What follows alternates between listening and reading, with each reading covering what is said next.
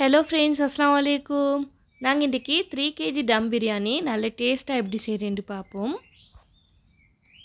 நான் ஏற்கனவே 2-3 பிரியாணி ரெசிபி போட்டிருக்கிறேன். அந்த ரெசிபியோட லிங்க் வேணும்டால் இந்த வீடியோவில் லாஸ்ட்டுக்கும் கொடுத்துட்டு டிஸ்கிரிப்ஷன் லிங்க் கொடுக்குறேன், செக் பண்ணி பாருங்கள். நான் மசாலா ஆட் பண்ணுறதுக்கு இந்த ஸ்பூன் தான் எடுத்துக்கிறேன். இது பொதுவாக எல்லாரோட வீட்லேயும் இருக்கும். ஸ்ரீலங்காவில் ஃப்ளோராட்டின் வாங்குவீங்க இல்லையா, அதில் வர இந்த 2 ஸ்பூன் தான். பெரிய ஸ்பூன் வந்து 1 டேபிள் ஸ்பூன், சின்ன ஸ்பூன் 1 டீஸ்பூன். இப்போ இது ரெண்டையும் யூஸ் பண்ணி தான் நான் மசாலா இண்டிகேட் பண்ண போகிறேன். 3 kg ரைஸுக்கு 3 kg பீஃப் எடுத்துக்கிறேன். நீங்கள் இதே அளவுக்கு வச்சு செஞ்சீங்கன்னால் இந்த டம் பிரியாணி இன்னும் நல்ல டேஸ்ட்டாக வரும். உங்களுக்கு இறைச்சி கூடவா இருந்துச்சுன்னால் நீங்கள் உங்களுக்கு தேவையான அளவுக்கு இறைச்சி போட்டுட்டு மசாலாவெல்லாம் இதே அளவுக்கு ஆட் பண்ணுங்கள். நீங்கள் முள்ளோடு இறைச்சி எடுத்தீங்க என்றால் இன்னும் நல்ல பிரியாணி டேஸ்ட்டாக வரும். அந்த முள்ளோட வர கொலைக்கு அந்த கொழுப்பெல்லாம் சேர்ந்து வரக்குள்ள பிரியாணி டேஸ்ட் இன்னும் வேறு லெவல் ஆகிக்கும்.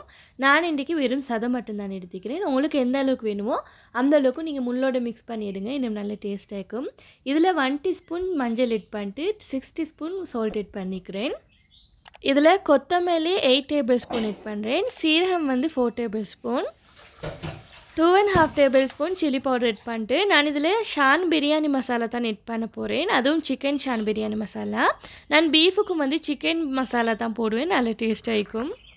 பிரியாணி மசாலா சரியாக 8 டேபிள் ஸ்பூன் ஆட் பண்ணிட்டு இது கூடவே மிளகு காய் வந்து கொஞ்சமாக ஆட் பண்ணுறேன், ஒரு 1 டேபிள் ஸ்பூன் அளவுக்கு. கூடவே 1 ஸ்டார் ஆட் பண்ணிட்டு தயிர் ஒரு 12 டேபிள் ஸ்பூன் ஆட் பண்ணுறேன். இது சரியாக 150 கிராம் தயிர் இருக்கும். இந்த மசாலா டேபிள் ஸ்பூன் அளவுக்கு போடுறது ஃபுல்லாகவே நான் காட்டலை, கட் பண்ணிவிட்டு தான் இந்த மசாலா போடுறத காட்டிக்கிறேன். அந்த மாதிரி ஃபுல்லாக காட்டக்குள்ள வீடியோ நல்லா லென்த்தாக போய்த்துடும். நான் இதில் மசாலாவெல்லாம் மிக்ஸ் பண்ணிட்டு இது அப்படியே ஒரு 1 ஹவருக்கு ஒரு ஓரமாக வைக்கிறேன். இப்போ இது நல்ல மசாலாவெல்லாம் இந்த இறைச்சியில் இறங்கினப்பளைக்கு இது இன்னும் நல்ல டேஸ்ட்டாக இருக்கும். உங்களுக்கு 1 ஹவர் இல்லை, நீங்கள் நைட்டுக்கே இந்த மசாலாவை மிக்ஸ் பண்ணிவிட்டு இதை ஃப்ரிட்ஜில் எடுத்து வச்சுட்டு மார்னிங் குக் பண்ணி எடுத்தாலும் இதோட டேஸ்ட் வேறு லெவல் ஆகிக்கும். இறைச்சியில் நல்லா மசாலா இறங்கி நான் இதில் ghee 100 ml, oil 350 ml add பண்ணிக்கிறேன். எல்லாம் சேர்த்து 450 ml ஆட் பண்ணிக்கிறேன். இதில் நீங்கள் கீ ஆட் பண்ணாமல் செய்கிறேன்றால் இதே அளவுக்கு ஆயில் மட்டும் ஆட் பண்ணி செய்யுங்க, 450 ml. அப்படி இல்லாட்டி நீங்கள் கீயை கூட போடுறேன்றாலும் நீங்கள் கீயை கொஞ்சம் கூடவா போட்டுட்டு ஆயிலை கொஞ்சம் குறைவாக போடுங்க. கீயும் ஆயிலும் சேர்ந்து நல்லா ஹீட் ஆனதுக்கப்புறமா நான் இதில் 1.5 kg வெங்காயத்தை நல்லா மெல்லிசாக கட் பண்ணிட்டு ஆட் பண்ணிட்டு இதை நல்லா மிக்ஸ் பண்ணி விடுறேன். இந்த வெங்காயம் நல்லா பொரிஞ்சு நல்லா ப்ரௌன் கலருக்கு வரணும். இது கலர் சேஞ்ச் ஆகும் வரைக்கும் 2 மினிட்ஸ்க்கு ஒருக்க மாதிரி இதை நல்லா மிக்ஸ் பண்ணிக்கிட்டே இருங்க. அப்போ தான் இந்த வெங்காயம் எல்லா சைடும் ஒரே கலருக்கு வரும். நீங்கள் இன்றைய தான் இந்த வீடியோ ஃபஸ்ட் டைம் பார்க்குறேன்டால் ப்ளீஸ் ஃப்ரெண்ட்ஸ் நீங்கள் சப்ஸ்கிரைப் பண்ணிட்டு சைடில் இருக்கிற பெல் ஐக்கானை ப்ரெஸ் பண்ணிடுங்க. அப்போ தான் நான் ஷேர் பண்ணுற எல்லா வீடியோ நோட்டிஃபிகேஷனில் வரும். பாருங்கள், இது கொஞ்சம் நல்லா ப்ரௌன் கலருக்கு வந்துக்குது. இப்போ நான் இந்த வெங்காயத்தில் கொஞ்சமாக வேறு எடுத்து வைக்கிறேன், லாஸ்ட்டுக்கு ரைஸுக்கு மேலே தூவுறதுக்காக வேண்டி. நீங்கள் வெங்காயம் எடுக்க கொள்ளைக்கு ஸ்டவ் ஆஃப் பண்ணிட்டுடுங்க, அப்போ தான் மற்ற வெங்காயம் எல்லாம் தீயாது. 2 கைப்பிடி அளவுக்கு நீங்கள் வெங்காயம் எடுங்க. நீங்கள் கூடுதலாக எடுத்தாலும் இந்த கறியில் டேஸ்ட் வராது. மேலுக்கு தூவுறதுக்கு உங்களுக்கு அதை விட கூட வேணும் அப்படின்னா 2 kg வெங்காயம் அளவுக்கு ஆட் பண்ணி வதக்கி எடுத்துகிட்டு கொஞ்சம் கூடுதலாக எடுத்து வைங்க ரைஸுக்கு மேலே தூவுறதுக்கு. ஸ்டவ் ஆன் பண்ணிட்டு இதில் 6 பே லீஃபும் கருவேப்பட்டையும் ஆட் பண்ணுறேன். இது கூட வந்து கராம்பு ஒரு 10 கராம்பும் 6 ஏலக்காவும் ஆட் பண்ணுறேன். வாசத்துக்காக வேண்டி இதில் கொஞ்சம் கருவேப்பிலை ஆட் பண்ணிட்டு இதை நல்லா வதக்கி விடுறேன். இது மிச்சம் வதங்க தேவையில்லை, இது லைட்டாக மிக்ஸ் பண்ணி விட்டது வந்து இதை நீங்கள் மிச்சம் வதக்கி நின்றாலும் இந்த வெங்காயம் தீஞ்சிடும். இதை லைட்டாக மிக்ஸ் பண்ணிவிட்டு இது கூட வந்து பச்சை குச்சிக்காய் ஆட் பண்ணுறேன். பச்சை குச்சிக்காய் ஒரு 20 பச்சை குச்சிக்காவை இதில் நெட்டியை கலட்டிட்டு ஃபுல்லாக ஆட் பண்ணுங்கள். நான் பச்சை குச்சிக்காய் அந்த நடுவில் கீரை ஒன்றும் இல்லை, ஃபுல்லாகவே தான் ஆட் பண்ணிக்கிறேன் நெட்டியை கலட்டிட்டு. இதோடு வந்து தக்காளியும் ஆட் பண்ணுறேன். 750 கிராம் தக்காளியை நல்லா சின்ன பீஸாகவே கட் பண்ணிட்டு இதை வதக்கி விடுறேன். நீங்கள் வந்து ஃபஸ்ட்டுக்கு அந்த வாசனை பொருள் எல்லாம் போடக்கொள்ளைக்கு நீங்கள் மிச்சம் வதக்கிட்டிக்கவே வேணும், வெங்காயம் தீஞ்சிடும். இந்த தக்காளிக்கு ஆட் பண்ணதுக்கப்புறமா தான் இந்த தக்காளி வந்து கொஞ்சம் நல்லா கரையும் காட்டும், இதை வதக்கின்றே இருங்க. பச்சை குச்சிக்காய் ஆட் பண்ணதும் எனக்கு ஜிஞ்சர் கார்லிக் பேஸ்ட் ஆட் பண்ணுறதுக்கு மறந்துட்டுது. பொதுவாக நான் பச்சை குச்சிக்காய் ஆட் பண்ணின உடனே தான் ஜிஞ்சர் கார்லிக் பேஸ்ட்டையும் ஆட் பண்ணிட்டு கொஞ்சம் லைட்டாக எண்ணெயில் பொரியறதுக்கு வதக்கிட்டு அதுக்கப்புறமா தக்காளி ஆட் பண்ணுவேன். இன்றைக்கி வந்து தக்காளி ஆட் பண்ணதுக்கப்புறமா தான் ஆட் பண்ணுறேன். நீங்கள் ஆட் பண்ண கொள்ளைக்கு பச்சை குச்சிக்காய் ஆட் பண்ணதும் ஜிஞ்சர் கார்லிக் பேஸ்ட் ஆட் பண்ணி வதக்கி விடுங்க. அதுக்கப்புறமா தக்காளி ஆட் பண்ணுங்கள். இப்போ நான் இதை வதக்கி விடுறேன். இதில் 3 tablespoon ginger garlic paste add பண்ணிக்கிறேன். தக்காளி ஆட் பண்ணினதும் இதை கொஞ்சத்துக்கு இருக்க மாதிரி நல்லா மிக்ஸ் பண்ணிக்கிட்டே இருங்க, அப்போ தான் இந்த நடுவில் தீயாமல் கேட்கும். இதை நல்லா மிக்ஸ் பண்ணி இது கொஞ்சம் லைட்டாக வதங்கினதுக்கப்புறமா நான் இதில் 3 கைப்பிடி அளவுக்கு புதினா இலை ஆட் பண்ணுறேன். இதோடு கூடவே கொத்தமல்லி இலை இருந்துச்சுனால் 3 கைப்பிடி அளவுக்கு கொத்தமல்லி இலையும் ஆட் பண்ணுங்கள், இன்னும் நல்ல டேஸ்ட்டாகவும் நல்ல மணமாயும் இருக்கும். எனக்கு இன்றைக்கி கொத்தமல்லி இலை கிடைக்கல. பாருங்க இந்த தக்காளி இப்போ நல்லா வதங்கி வந்திருக்குது. இப்போ நான் ஏற்கனவே மெரினேட் பண்ண வச்சுருந்தேன் இந்த பீஃப் இதில் ஆட் பண்ணுறேன். இந்த பீஃபை நல்லா மிக்ஸ் பண்ணி விடுறேன். இதெல்லாம் இந்த வெங்காயம் அதோட எல்லாம் நல்லா மிக்ஸ் ஆகி இது கொஞ்சம் லைட்டாக கொதிச்சு வரணும். பாருங்கள் இந்த மாதிரி இது கொதிச்சு வரக்குள்ளைக்கு இப்போ இதில் வாட்டர் ஆட் பண்ணணும். இந்த சட்டியில் எனக்கு குக் பண்ணுறது கொஞ்சம் கஷ்டமாயிருக்குது. என்றால் இந்த பீஃப் வந்து குக் ஆகிறதுக்கும் சட்டியில் வந்து மிச்ச நேரம் பிடிக்கும். அதுக்காக வேண்டி நான் ப்ரெஷர் குக்கரில் தான் இப்போ இந்த பீஃபை குக் பண்ணுறதுக்கு போட போகிறேன். 3 kg இறைச்சியம் வந்து ஒரே ப்ரெஷர் குக்கரில் போட்டு குக் பண்ணுறதுக்கு பெரிய ப்ரெஷர் குக்கர் ஈக்கல. அதுக்காக வேண்டித்தான் ஃபஸ்ட்டுக்கு சட்டியில் வெங்காயம் எல்லாம் மிட் பண்ணி வதக்கினதுக்கப்புறமா இறைச்சியம் போட்டு நல்லா மிக்ஸ் பண்ணி விட்டுட்டு இதை 2ஆக பிரித்து ப்ரெஷர் குக்கரில் ஆட் பண்ணுறேன். உங்களுக்கு ப்ரெஷர் குக்கரில் கஷ்டமாக இருந்துச்சுனால் சட்டிலே வாட்டர் ஆட் பண்ணிட்டு உங்களுக்கும் நல்லா வேக வச்சு எடுக்கும். மேலும் அப்படி சட்டியில் நீங்கள் வேக வச்சு எடுக்கிறனால எப்படியும் ஒரு 2 hours ஆலும் பிடிக்கும் அந்த இறைச்சி நல்லா குக் ஆகி வரதுக்கு. ப்ரெஷர் குக்கரில் வந்து இப்போ மிச்சம் இறைச்சி ப்ரெஷர் குக்கரில் ஆட் பண்ணிக்கிறதால ஒரு 3/4 hour இருந்தாலே போதும். இப்போ இந்த சட்டிலே வந்து கொஞ்சம் வாட்டர் ஆட் பண்ணிட்டு இதை நல்லா மிக்ஸ் பண்ணிவிட்டு இதை அப்படியே ப்ரெஷர் குக்கரில் ஊற்றுறேன். இந்த இறைச்சிக்கு வந்து வாட்டர் அளவு வந்து இந்த இறைச்சியை விட கொஞ்சம் கூடுதலாக ஆட் பண்ணுங்கள். இதை நல்லா மிக்ஸ் பண்ணி விட்டுட்டு இதை அப்படியே இப்போ குக் பண்ணுறதுக்கு வைக்கிறேன்.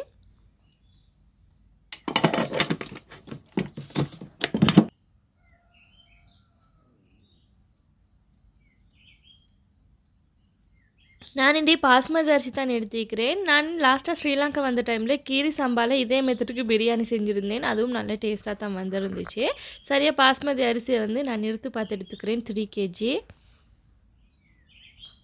உங்களுக்கு இந்த ரெசிபி பிடிச்சிருந்தனால் ப்ளீஸ் ஃப்ரெண்ட்ஸ் நீங்கள் லைக் பண்ணாட்டி கண்டிப்பாக லைக் பண்ணுங்கள். நீங்கள் லைக் பண்ணினால்தான் எனக்கு நம்ம நிறைய வீடியோஸ் போடுறதுக்கு மோட்டிவேட் பண்ணின மாதிரி இருக்கும்.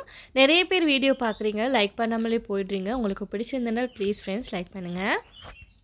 இது 2 தண்ணியில் இதை நல்லா வாஷ் பண்ணி எடுத்ததுக்கப்புறமா இதில் மறுபடியும் வாட்டர் ஆட் பண்ணிட்டு இதை ஒரு 30 minutesக்கு ஊற வச்சு எடுக்கணும். வீடியோவை ஸ்கிப் பண்ணாமல் பாருங்கள் ஃப்ரெண்ட்ஸ். நிறைய பேர் கமெண்ட் பண்ணி கேட்குறீங்க நிறைய டவுட் எல்லாம். நீங்கள் கேட்குற டவுட் எல்லாம் வீடியோலேயே நல்லா கிளியராக சொல்லியிருப்பேன். அப்போவும் வீடியோ ஒழுங்காக பார்க்காம கமெண்ட் பண்ணி கேட்குறீங்க. பாருங்கள் ஃப்ரெண்ட்ஸ் பீஃப் நல்லா குக்காகி வந்திக்குது. இது குக் ஆகிறதுக்கு சரியாக 1 hour பிடிச்சிது. நான் நேரத்தோட வந்து 3/4 hour ஆகும் அப்படின்னு சொல்லியிருந்தேன். நான் ப்ரெஷர் குக்கரில் பீஃபை கொஞ்சம் நிறையவே வச்சதால் 1 hour ஆயிடுச்சு எனக்கு இது குக்காகி வரதுக்கு நல்லா. நீங்கள் ப்ரெஷர் குக்கரில் குக் பண்ணுறதுனால சும்மா நார்மலாக எந்த அளவுக்கு நீங்கள் ப்ரெஷர் குக்கரில் வச்சு குக் பண்ணுவீங்களோ அந்த அளவுக்கு மாதிரி வச்சு குக் பண்ணுங்கள், நல்லா வரும். நான் ஏற்கனவே இறைச்சி குக் பண்ணுறதுக்கு இந்த சட்டியை தான் எடுத்திருந்தேன். இது வந்து சரியாக 5 kg குக் பண்ணுற சட்டி தான். அதில் 3/4 அளவுக்கு வாட்டர் ஆட் பண்ணிவிட்டு இதில் 2 பே லீஃபும் 2 ஏலக்காவும் 2 துண்டு கருவேப்பட்டையும் ஆட் பண்ணுறேன். பிரியாணி குக் பண்ண கொள்ளைக்கு நீங்கள் எந்த அளவுக்கு ரைஸ் எடுக்கிறீங்களோ அதே அளவுக்கு மாதிரி நீங்கள் இப்போ சட்டி எடுக்கப்படாது. அதை விட கொஞ்சம் நல்ல பெரிய சட்டியாக பார்த்து தான் எடுக்கணும். அப்போ தான் இது டம்மில் போட கொள்ளைக்கும் ரைஸ் வந்து பச்சையாக அமைக்க நல்லா வரும்.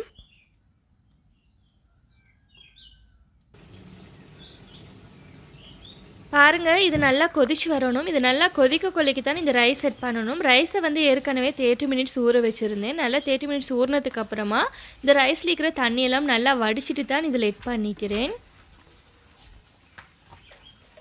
இதில் 3 teaspoon சால்ட் ஆட் பண்ணிட்டு இதை நல்லா மிக்ஸ் பண்ணி விடுறேன். மிக்ஸ் பண்ணிவிட்டு நீங்கள் சால்ட்டு செக் பண்ணி பாருங்கள். அப்படி போதாத மாதிரி இருந்துச்சுன்னா இன்னும் கொஞ்சம் சால்ட் ஆட் பண்ணுங்கள். நான் இதில் பாதி லெமனை இந்த மாதிரி மெல்லிஸாக கட் பண்ணிட்டு ஆட் பண்ணுறேன். இது புளிஞ்ச லெமன் தான். புளிஞ்ச லெமன் தோலை தான் இதில் ஆட் பண்ணிக்கிறேன். இது எதுக்கு இந்த லெமன் ஆட் பண்ணுறதுனால இந்த ரைஸ் உடையாமைக்கு குக் ஆகி வரும். அதுக்காக வேண்டி தான் லெமனையும் ஆட் பண்ணிட்டு ஒரு 1 tablespoon அளவுக்கு ஒயிலையும் இதில் ஆட் பண்ணிவிட்டு இதை அப்படியே மூடி வைக்கிறேன். இதை மூடிட்டு ஒரு 5 minutes இதை அப்படியே வைங்க. இது நல்லா கொதிச்சு வரட்டும். இன்றைக்கி எடுத்திருந்த பாஸ்மதி ரைஸ் வந்து கொஞ்சம் நல்ல பெரிய ரைஸ். இதுக்கு முதல்ல சும்மா நார்மலாக சின்ன ரைஸ் தான் எடுத்து குக் பண்ணுவேன். அது வந்து ஒரு 10 minutes வச்சாலுமே சரியாக நல்லா குக்காகி வந்திருக்கும். நான் செக் பண்ணவும் கூட மாட்டேன். 10 minutesலேயே குயிக்காக இறக்கிடுவேன். இன்றைக்கி வந்து இது கொஞ்சம் வேகிறதுக்கு லேட் ஆகிடுச்சு. இது ஒரு 15 minutes பிடிச்சிது எனக்கு இது குக்காகி வரதுக்கு. 15 minutesக்கு அப்புறமா இதை செக் பண்ணி பார்க்குறேன். இது நல்லா குக்காகி வந்திருக்குதாண்டு. இது உள்ளுக்கு வந்து கொஞ்சம் லைட்டாக பச்சை இருக்கணும். அப்போ தான் இது டம்மில் போடக்குள்ளைக்கு சரியாக வரும். இது நல்லாவே குக்காகி இருந்தாலும் இதை டம்மில் போடக்குள்ள குழஞ்சமாய்க்கு ஆகிடும்.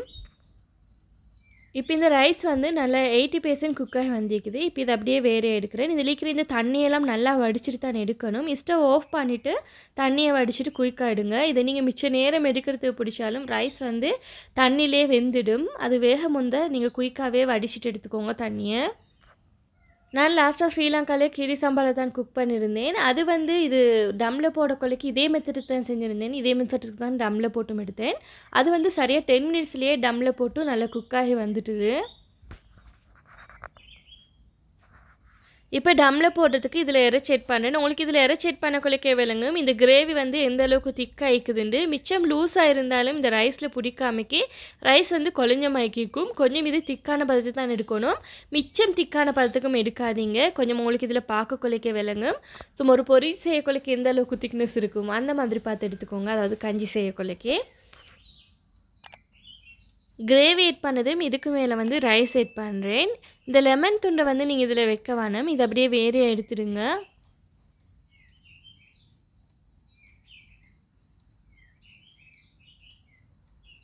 த்ரீ கேஜி ரைஸுக்கு 2 லேயர் ரைஸ் மாதிரி நான் இதில் ஆட் பண்ணி எடுத்துக்கிறேன்.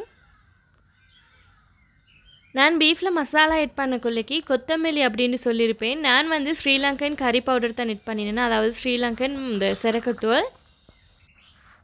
நீங்கள் ஸ்ரீலங்கன் இல்லாமைக்கு வேறு நாடாக இருந்துச்சுன்னா நீங்கள் கறி குக் பண்ணக்குள்ளைக்கு என்ன மசாலா ஆட் பண்ணுவீங்களோ அந்த மசாலா ஆட் பண்ணுங்கள். அப்படி இல்லாட்டி கொத்தமல்லி பவுடர் ஆட் பண்ணினாலும் நல்ல டேஸ்ட்டாக தான் இருக்கும். இது கட்டாயம் நீங்கள் எந்த ரெசிபி பார்த்து செஞ்சாலும் நான் தந்திக்கிற அளவுகளோடய செய்யுங்க. இந்த அளவு வச்சு நீங்கள் செஞ்சால்தான் நல்லா பர்ஃபெக்டாக வரும். சில பேர் வந்து கமெண்ட் பண்ணுவீங்க ட்ரை பண்ணி பார்த்தேன் சரி வரல அப்படின்ட்டு எல்லாம்ண்டு. அப்போ நான் உங்கள்கிட்ட கமெண்ட் பண்ணி கேட்பேன் அளவுகள் எல்லாம் சரியாக எட் பண்ணினீங்களா அப்படின்ட்டு. சம்டைம் நீங்கள் சொல்லுவீங்க இல்லை சிஸ்டர் ஒழுங்காக எட் பண்ணி படலை அப்படின்ட்டு.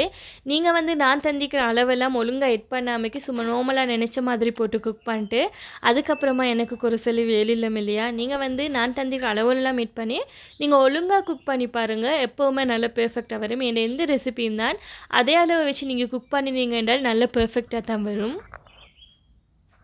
லாஸ்ட்டுக்கு இதுக்கு மேலே ஆரஞ்சு ஃபுட் கலருக்கு கொஞ்சம் வாட்டர் ஆட் பண்ணிட்டு அதை நல்லா கரைச்சிட்டு இதுக்கு மேலே ஊற்றிக்கிறேன். இது கூடவே வந்து அந்த ஃப்ரை பண்ணி வச்சுருந்த வெங்காயத்தையும் இதுக்கு மேலே போட்டுட்டு இதை அப்படியே டம்மில் போடுறேன். ஸ்டவ்வை நல்லா லோ ஃப்ளேமில் வச்சுட்டு இது அப்படியே 20 மினிட்ஸ் இது டம்மில் போட்டு எடுத்தால் சரி ஃப்ரெண்ட்ஸ் நல்லா பெர்ஃபெக்டாக வரும். இவ்வளோ தான் இந்த ரெசிபி. நான் இன்றைக்கி இது ஃபுல்லாக காட்டலை. இந்த டம்மில் போட்டு எடுத்ததுக்கப்புறமா இந்த ரைஸ் மிக்ஸ் பண்ணுற அந்த வீடியோ சொன்னேன் நான் உங்களுக்கு காட்டலை. என்றால் இது நான் ஆர்டருக்கு செஞ்சுருந்தேன். அதை அப்படியே டம்மில் போட்ட மாதிரி அப்படியே பொட்ஸோடு நான் கொடுத்துட்டேன். பிரியாணியை டம்மில் போடுறது நல்லா கிளியராக பார்க்கணும் அப்படின்றால் மேலுக்கு பிரியாணி ரெசிபி ஒன்று தான் கொடுக்குறேன். அது டம்மில் போடுற மெத்தட் வந்து நல்லா கிளியராக சொல்லியிருப்பேன். அந்த ரெசிபியை போய் பாருங்கள். டிஸ்கிரிப்ஷன்லையும் லிங்க்கை கொடுக்குறேன். இவ்வளோ தான் ஃப்ரெண்ட்ஸ் இந்த ரெசிபி. நீங்களும் ட்ரை பண்ணி பார்த்துட்டு எப்படி வந்தேன்னு கமெண்ட்டில் சொல்லுங்கள். இந்த வீடியோ உங்களுக்கு பிடிச்சிருந்தேனால் ப்ளீஸ் ஃப்ரெண்ட்ஸ் லைக் பண்ணுங்கள், ஷேர் பண்ணுங்கள், கமெண்ட் பண்ணுங்கள். மறக்காமல் சப்ஸ்கிரைப் பண்ணிட்டு சைடில் இருக்கிற பெல் ஐக்கானை ப்ரெஸ் பண்ணிவிடுங்க. தேங்க்ஸ் ஃபார் வாட்சிங்.